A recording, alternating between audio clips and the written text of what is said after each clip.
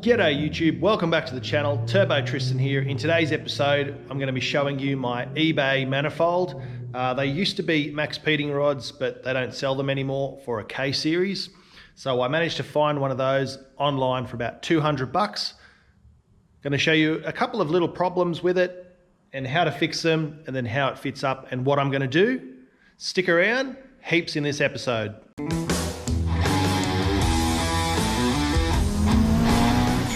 So in today's episode, we're going to be talking about the intake manifold that I bought from eBay. It's kind of a Skunk 2/RBC copy. It was all I could really afford. It was about $180 Australian delivered, so about $6.50 US. I had to do quite a few minor modifications just to get it to exactly where I want. If you had to calculate the hours that I've spent on it, which is probably about 4 hours realistically, and the cost of the manifold, it's probably going to work out to be around $350 Australian by the time you've finished mucking around with it, which is still way less than half price of the next cheapest brand name equivalent here in Australia. Now, I have absolutely nothing against any of those brand names. I just can't afford them. I'm making do with what I can with this. This one, I believe, used to be distributed as well by Max Peating Rods, but they're out of the game with the K series manifolds, so I'm told. But you can still buy them online for around $170, $180 delivered. So I went with one of those. You're going to see right now all of the trials and tribulations I had getting it to be acceptable. Not a great deal of work, but check out this montage, time lapse and explanation, and I'll see you in a sec. Okay, so I've got the manifold in my vise and I've began porting it out. So you can see here this black line. This is how much I need to port it out to meet the factory gasket. I've already done the other three, but you can see there that black line, and the others are all perfect already. Now the process with this is, first I use my carbide burr, which is this angry sucker here. I don't have a specialty tool for that, so I'm just sticking it in the end of a drill and boring it out just like that. So here's 3 steps of what I've done. This is raw, so you can see here it's quite raw finish. Then I've gone with a 60 grit flapper wheel, so one of these little flappy boys on the end of a drill, just to polish that up. And then I've gone over to a 120 grit, and this is as good as I can get it, and as good as I'm going to bother getting it. So just nice and smooth, there's no edges or filings or anything there. So I've got to go ahead and do this one. You guys haven't had a time lapse with some funky music for quite a while, so I'm going to stick this on a time lapse and I'll show you the process of porting out the final runner.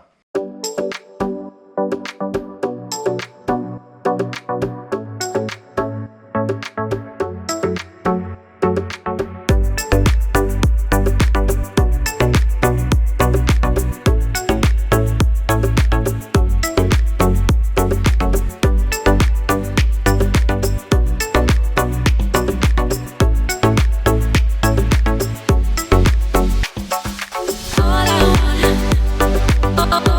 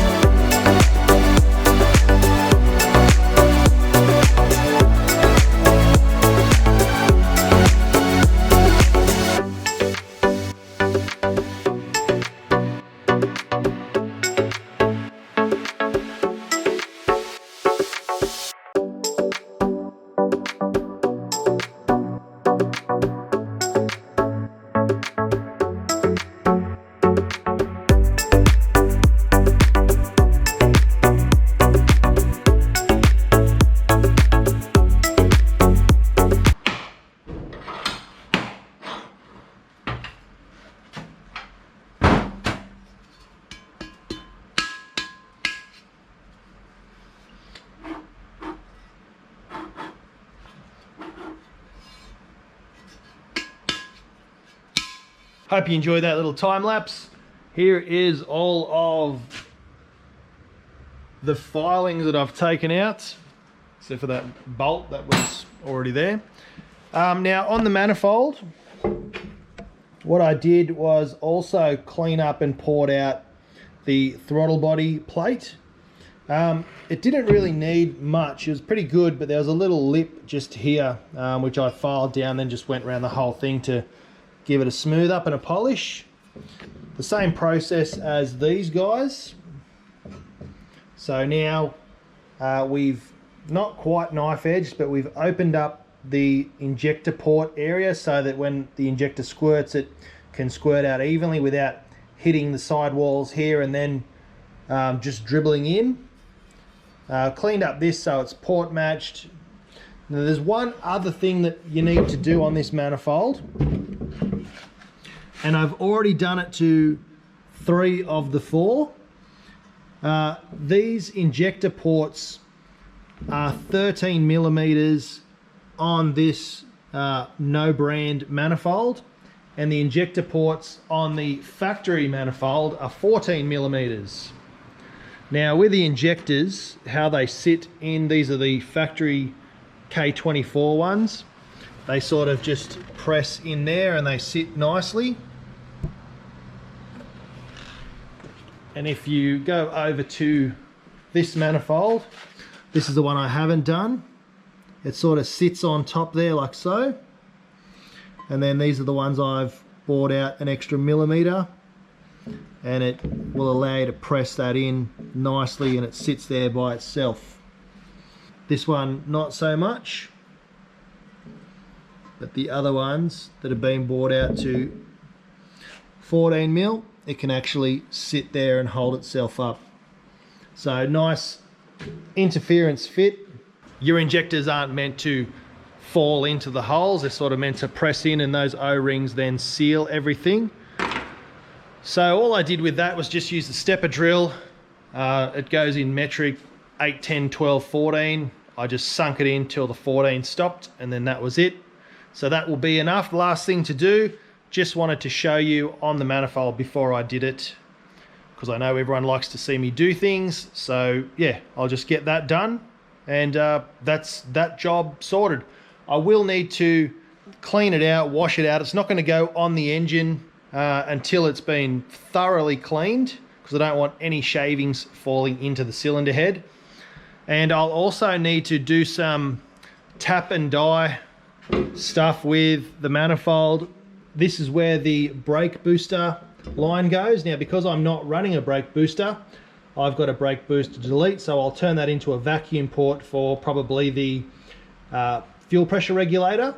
There's a spot here also for the map sensor, which I'm not running because I'm running a Haltech, so I'll need to fill that up. And then on the bottom, there's 2 ports here for little vacuum lines, so I'll probably fill one of those, tap one of those for a boost reference for my map sensor for the Haltech. But everything else looks good, and I will take your guys' advice and get a water temp sensor and pressure sensor, which will go in there.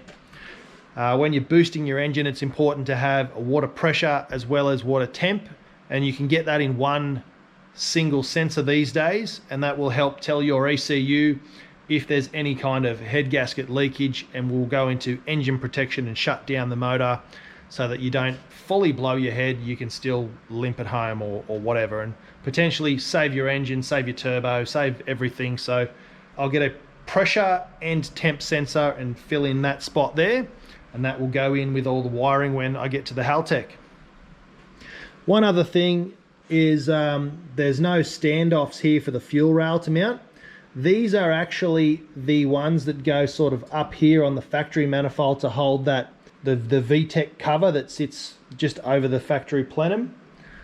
So I use those, and it looks like from a first dummy fit that's going to fit on there and hold the fuel rail in. So win for me. Well, I hope you enjoyed that. Now, the reason for me changing this is really just space. You can still use the factory one, but there's a whole bunch of pollution gear on there that I wasn't fond of. You've got something that I learnt about. There's a fitting here which is in your water jacket, and that'll allow air from somewhere to pass through into the injectors for emissions. Sort of goes into a top chamber as well here, and also down here in front of the injectors there's little holes just here, and it sort of injects oil breather stuff in there. So yeah, we don't want that going in the engine.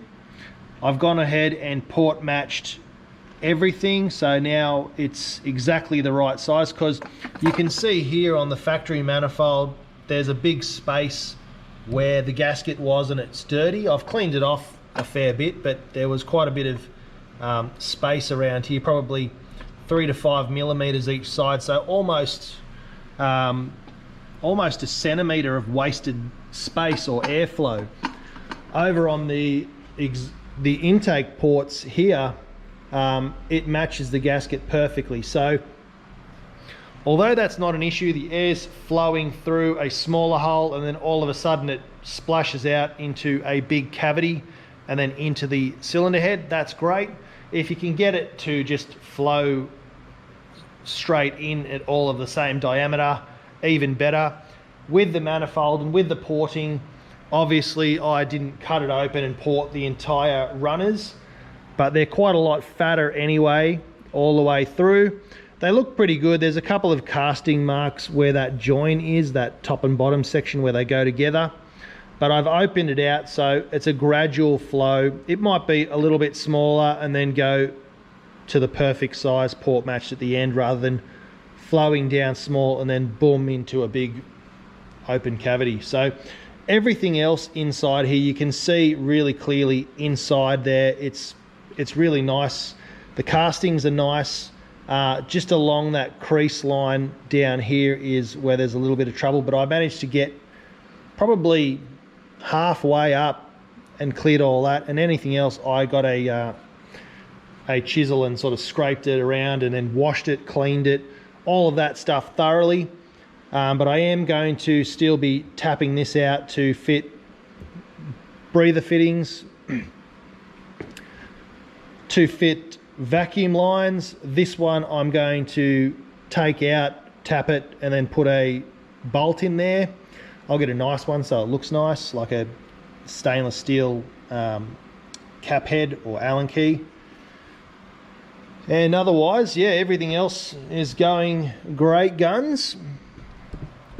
For the rest of this episode, I'm going to be time-lapsing me putting in the brake booster and the clutch master cylinder, and just starting to button up everything here. I do have new brake lines, which I got from the wreckers today. I'm going to run those inside the car. So I am going to run the brake lines through this hole here and then back over to the proportioning valve, which I'm going to mount inside the car behind the firewall. So yeah, I don't know why I made my life so hard with that. I think the finished product is going to be worth it, how it's going to look. I'm just going to do it, make my life hell. I want to have a really nice engine bay that people admire, share. I want it to get e-fame, share it around Instagram, all the Facebook pages, all that sort of stuff. Just on that, if anyone's wondering, I haven't blocked anyone or deleted my Facebook. I actually got Facebook jail. I don't know why. Me and my missus and a whole bunch of family members all got Facebook jailed as well, so we don't know why. I'm trying to get it back, but if you could help me out and share my videos on as many pages as possible. There's a billion Facebook groups for Civics, Hondas, Turbos, all that sort of stuff that I'm not on. I'm on about 10 or 15 of them, and I try and share my stuff there as much as possible, but it's kind of like a dog cleaning himself up, licking his own balls. It'd be better if you guys shared my videos for me on your local pages, groups, clubs, all that sort of stuff. It would really, really help my channel grow. And it's, a little bit of an ask. It won't take much of your time. Share it on your local Facebook groups or Instagram pages. It would really help me out a lot, more than you would ever know. And the goal is to grow the channel to be a full-time job for me, so I can stop doing things halfway, get all the right tools, get some welding lessons, fabrication stuff, and start to build custom hot rods out of here. So help me out. Back on another time lapse and we'll get all of this buttoned up.